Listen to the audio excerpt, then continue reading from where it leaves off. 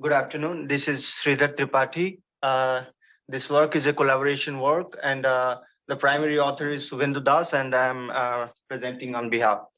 So it's about the application of machine learning in muon scattering tomography for better image reconstruction. So the outline for today's presentation will be introduction to muon tomography and the simulation setup we are working on, and then the clustering algorithms to find out the target locations, and use of SVM as a classifier to classify or identify our targets from the clusters, and then to compare with a realistic example, that is a concrete rebar, and the same example which have been done using a pattern recognition method that we have applied earlier, and how this method is performing with respect to that. So it's a brief introduction of muon tomography. So the excuse me, nuclear and proton on the top of the atmosphere, they interact, and there are a cascade of pions and kaons which are coming to muons and further electrons and other particles. So muons survive a long time, and they are highly penetrative and high energy particles. So therefore, they are a good candidate for non-invasive imaging. So the principle is based on the multiple Coulomb scattering and energy deposition of muons through the volume. There are several applications, such as examining cargo containers, nuclear waste, monitoring volcanic eruptions, etc. So it's also a neutral background cosmic source, so it's not hazardous. A brief discrimination between scattering tomography and absorption tomography or myography. So in scattering tomography, it's basically comparatively smaller objects which are tracked by layers of detectors above and below the target, and the scattering angle deviation is measured using tracking detectors. Whereas the absorption myography is for large objects like volcanoes, pyramids, etc., where the detectors are placed for a long time, and the free sky muon flux and with the target muon flux is compared to find out the image. Mostly we are currently working on muon scattering tomography. This is a simulation setup, and I will be dealing with it further. So the scattering principle of multiple Coulomb scattering principle says that the muons undergo many small scatterings inside the volume, and they follow a Gaussian distribution with mean at 0 and scattering angle sigma compared to the formula given below and here, and which is majorly dependent upon the radiation length and the length it is traversing through the material. So therefore, it ultimately depends upon the atomic number and density of the material. This is an example of scattering angle distribution for a lead block of 5 centimeter thickness. So this is the simulation geometry I was talking about. So there are three layers of detectors. These are parallel plate gaseous detectors that we have assumed. So these are basically gaseous volumes, and we haven't assumed the inside gases, avalanche and other formations. They are just tracking detectors. So now the separation and size are optimized based on the region of interest we are talking about. Then the CRY cosmic ray library used as a generator for cosmic ray muons with following the energy and the angle distribution of cosmic ray muons. And the point of closest approach algorithm has been used to reconstruct the tracks after the hits have been measured on the detectors. So for this, detector position resolution 200 micron has been considered. So after finding out the tracks and their scattering vertices, we try to do a 2D type of imaging where, so for example, there are 5 blocks of materials present, and they have been imaged here. And after that, we try to use clustering algorithms to find out, to eliminate the noise which may be due to the low scattered muons or other background noises, and also using a scattering angle threshold too. Now, after identifying the blocks, we can say we can apply different filters by from the reference of, say, a low jet material, in this case, say iron or zinc or aluminium, and to in comparison to high jet materials like lead and thorium, which are discriminated here. So two different algorithms have been used. The first is DB scan. It is quite established. And this depends upon a radius in which a minimum number of points are present. And it's a kind of a neighboring clustering algorithm, which find out is if those amount of data is present inside the radius. Otherwise, it classifies as noise or rejects it. Similarly, we developed a pattern recognition method, which is kind of a grid-based mechanism. It takes a small kernel kind of submatrix from a reference. Now it convolutes it to the target region, and find out whether those density or those scattering parameters are present. Scattering parameters being here clustering density and scattering angle. Now, clustering density is the number of scattering vertices present inside the pixel, and scattering angle is the scattering angle deviation obtained from the muons. So with this kind of clustering, we reject the background, and also they have been further used for discrimination of materials, which I will come later. But for now, these algorithms have been used for clustering. It is, so they are also helpful in many scenarios, not just in block identification. Suppose a high Z material is kept inside some volume of concrete or cast irons or something, which itself can screen a lot of amount of radiation. But if we follow clustering algorithm and properly they have been trained, the clusters can identify the target easily. Then after identifying the clusters, we use support vector machine to learn from these clusters their parameters, and test in test scenarios whether we are able to identify the same targets or not. So to achieve this classification, the above mentioned clustering density and scattering angle, that is rho c and theta, are used as the features of the classification. And to eliminate extra noise, as I've told, scattering angle threshold have been provided. Here are the features, the average deviation angle and the clustering density for different materials like aluminum, iron, lead, and uranium. So the left one being only 1 hour of data, and this is for 5 hours of data, and this keeps improving for higher amount of data that we'll see in the next slide. Next slide. So this is the decision boundary. We have used just a linear kernel, and this is the importance of our features, the cluster density and the scattering angle deviation. So here, for 1 hour, 5 hour, and 24-hour data, these blocks, these 4 blocks have been trained and identified, and their error with respect to the same category, the low Z or high Z, called the extreme category, have been calculated. So for aluminum and iron, which are low Z materials, if they are classified as high Z material, that's called an extreme error. Whereas if aluminum is classified as iron, which is also kind of low Z material, so it's called a low Z error, or slightly. So that's not a big deal. So this is the result for 1 hour data, and which significantly increases for 5 hour and 24 hours of data. Finally, we applied this mechanism to the practical case that I was talking about. So in our simulation geometry, we produced a concrete block inside which steel rebar is present. It's just like a RCC.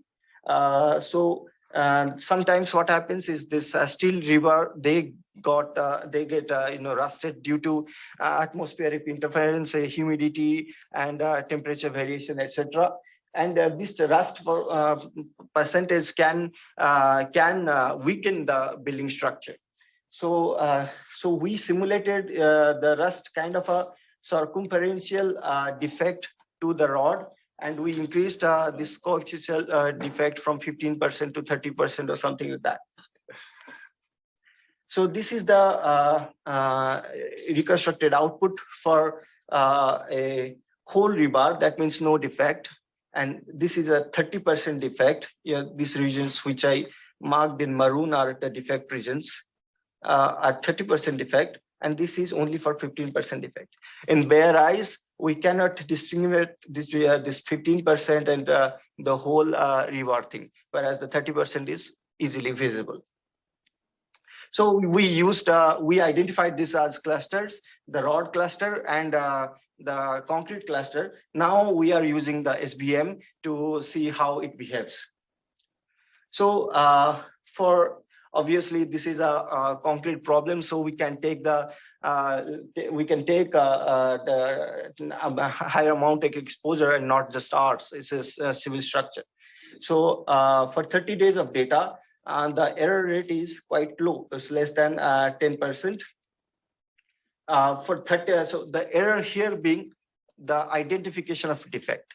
So the 30% defect has been identified with 7% error, whereas the 15% has just been identified as 1%, 1.4%, and the whole rod, which is being trained by the same, in another test case, it produces 1% error. So it's kind of a inherent systematics. Then 15 days of data, this weakens the values, and for 3 days the values are sufficiently low. But somehow there is a discrimination between the whole rod and the 15% defect and the 30% defect. So the misidentification rate increases with the rust percentage and also a reduction in the data. So these are other two examples that we have used for PRM as a classifier, clustering algorithm as well as classifier, in which not only the rusted rebar, to other civil structure examples like CFST and voids in the concrete deck have been simulated. So the CFST is a concrete filled steel tube, and this is the normal deck with voids. So this is the result for this, and the results have been obtained based on T statistics and the PRM score. The PRM score is evaluated by how well the whole rebar or the non-defective case have been identified, and with respect to which the defective case has been identified. So for T statistics and PRM score, this is 2.25 millimeter, which is just equivalent to the 15% data. It just reaches the 2.29 significance here if we take a 90% confidence level. So it just passes that. Whereas if we go back to here also the 15% defect is not very well identified, but the 30% defect is identified properly. The similar thing which our PRM as a classifier has given. So this has also been given the similar outputs. So this is the output for CFST and concrete deck. We haven't tried the SBM yet on this. Just to give an idea how our PRM behaved to identify this problem. So with increasing rust percent from 15 to 50, this is the score. And if we set the cutoff at 2 within 30 days, 30 days data, which are passing and which are not is visible here. Clearly 30% and above defect are passing, and after which is kind of after 40% is kind of a saturation effect. Similarly, for increasing exposure from 3 days to 90 days, the increase in the identification of defect has also been plotted here. So this is the summary. So in Jamfo simulation, which is available as a which has good physics list for this type of simulations. We have used our, we have simulated our MST setup and used in imaging civil structures. PRM technique was devised, and also T statistics have been used for this identification. Now, this ongoing work uses a clustering algorithm such as PRM and DB scan just to identify the cluster, and to use SBM as a classifier for whether to check any betterment of the results are achieved. So, the goal is to achieve faster and quick results in the civil structures, and similar parameters can be used also in experiments. So that's from my side. Thank you. I'm glad to see we also discussed slightly exotic topics like raster V-bars. Didn't quite expect that. Questions? We start with Zoom. Yes, Maurice again. Yeah, hi, very interesting. So for the building analysis scheme, do you have, are you developing a practical detector that can be deployed in buildings, or is someone developing that? Or Yes, we are working on RPC and GEM detectors. RPC detector setup is almost kind of development stage, but not achieved that good resolution that we have mentioned, like 200 micron. So we need better electronics for that. And so we are trying to use GEM detector for this purpose. Yes. but that doesn't sound to me like it's practical for large civil construction. Yeah, so the idea is to target a particular portion of a civil structure.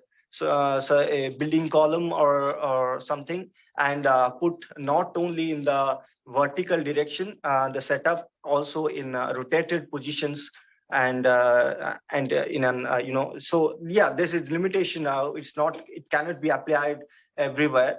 So there is this limitation, but where we will try to use for, say, building columns, which in a rotated setup can be used for this identification.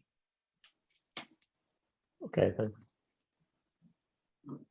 I have a question. Yeah. This is Andy speaking. In reality, you do not know the momentum of the muons, right? Yeah. And that's okay. So is that an issue for you, or are you in a regime where you still have enough separation of the material? I think it's good enough for separating, because you don't need to know the momentum spectrum to do actually a separation of materials, because that's given by the material having the same momentum input. But okay, how do you overcome this? Okay, so as you have correctly pointed out, to identify isolated blocks or isolated targets, momentum may not be necessary. Yeah. But for this type of critical scenarios where the defect percent is reduced, and we are increasing our data, so everybody will ask how much exposure that there should be a limitation on the exposure. You cannot put detectors for 1 month or 90 days or something. So there the muon spectra can be useful. So for this, there are two things that we have been working on. First is one already which is used, I think, by LANL to put known scatters, like known materials of, say, iron of say 1 centimeter or 2 centimeter, and we expect what is the scattering from that. So now to pinpoint the momentum, it is not very easy. Even with magnetic fields, the big detectors cannot pinpoint it properly. Now we can classify the momentum of the muons, say less than 1 GeV, 1 to 5 GeV, 5 GeV and above. So for this kind of small analysis, small detectors, the scattering angle threshold that we are using, that is 5 milliradian or 10 milliradian, muons with more than 10 GeV, they don't pass. Mm-hmm. So that's why we also are using a technique to produce, to learn from the momentum distribution, and to classify from these learning parameters which category they've put into, and randomly generate one number between say 0 to 500, falls in 0 to 500 MeV, randomly generate a number between that with some error, and now try to implement it. So we also shown a result in the TIP conference, and we're currently working on it, and hopefully we'll get something out of it. Yes. Well, this is a, just want, this is not a question, it's a comment. Okay. Just to mention that I know there is people working on this, and I know actually someone who is working on CMS experiment with the silicon detectors and so on, that they even built and have a system. Okay. They are even commercializing it and using it in industrial applications. For instance, checking the rust or the activities within within pipes, and to check the flow and things like that. So to check if the pipe is clogged or whatever. Right. So, and I know that even they have a company out of it. So maybe for our next edition we can invite these guys, because that's a very commercialization of what you are showing. Yes. But like the first person asked, commercialization is yet a big deal, you know, how to put in practically. So let us carry out studies and see. Anyway, I just the link to the company into the Zoom Zoom chat. Okay. Okay. Okay, sure. Thank you. Do you have? No, I don't. Okay. I will get it to you. No problem. Thank you. No, but I know it's people working in CMS. Yeah.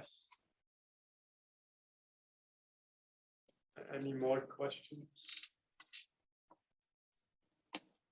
Quite a bit of time. So. I thought there was one on Zoom, but it's gone. So maybe we answered it.